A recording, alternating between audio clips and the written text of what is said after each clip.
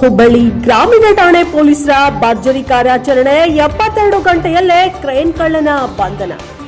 ಹೌದು, ಹುಬ್ಬಳ್ಳಿಯಲ್ಲಿ ಬೈಕ್ ಸೇರಿ ಮನೆ ಹಾಗೂ ಅಂಗಡಿ ಜೊತೆಗೆ ಚಿನ್ನಾಭರಣ ಕಳ್ಳತನ ಪ್ರಕರಣ ಮಾಡೋರನ್ನ ನಾವು ನೋಡಿದ್ದೇವೆ.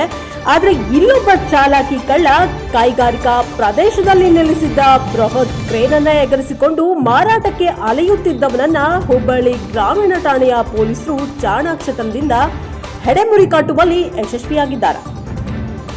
ಬೆಳಗಾವಿ ಜಿಲ್ಲೆಯ ಖಾನಾಪುರ ತಾಲೂಕಿನ ನಂದಗಾಂವ್ ಗ್ರಾಮದ ಸೈಫುಲ್ಲಾ ಕಮಲಾ ಸಾಹೇಬ್ ಮುಲ್ಲಾ ಕ್ರೇನ್ ಕದ್ದ ಬಂಧಿತ ಕಳ್ಳನಾಗಿದ್ದಾನೆ.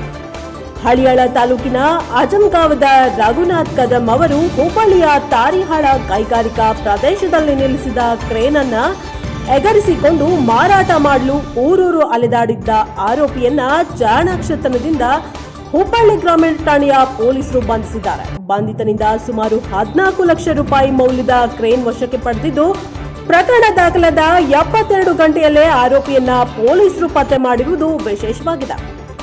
ಇನ್ನು ಕಳ್ಳ ತಾನು ಮಾಡಿದ ಸಾಲ ತೀರಿಸಲು ಯಾರೂ ಮಾಡದ ಕೃತ್ಯಕ್ಕೆ ಆರೋಪಿ ಮುಂದಾಗಿದ್ದು, ಈ ಪ್ರಕರಣದಲ್ಲಿ ಯಾವುದೇ ಕುರುಹು ಮೊದಲಿಗೆ ಕಾಣದೇ ಇದ್ರೂ ತದನಂತರ ಕಾರ್ಯಾಚರಣೆಯಲ್ಲಿ ಸಿಸಿಟಿವಿಗಳು ಸಾಕ್ಷಿಯನ್ನ ಆಧರಿಸಿ ಪೊಲೀಸರು ಪ್ರಕರಣವನ್ನ ಕಾರ್ಯಾಚರಣೆ ನಡೆಸಿ ಯಶಸ್ವಿಯಾಗಿದ್ದಾರೆ. ಪೊಲೀಸ್ ವರಿಷ್ಠಾಧಿಕಾರಿ ಗೋಪಾಲ್ ಬ್ಯಾಕ್ವರ್ಡ್ ಮಾರ್ಗದರ್ಶನದಲ್ಲಿ police inspector Murugesh Chandrannavar team ಅತ್ಯುತ್ತಮ ಕರ್ತವ್ಯ ನಿರ್ವಹಿಸಿದ. ಕಾರ್ಯಾಚರಣೆಯಲ್ಲಿ ಪಿಎಸ್ಐ ಎಂಡಿ ಪಾಟೀಲ್, ಸಿಬ್ಬಂದಿಗಳಾದ HB ಐಹೊಳೆ, ಅಬ್ರಹಾರ್ ಪಾಟೀಲ್ ಸೇರಿ ಅನೇಕ ಸಿಬ್ಬಂದಿಗಳು ಭಾಗಿಯಾಗಿದ್ದಾರೆ.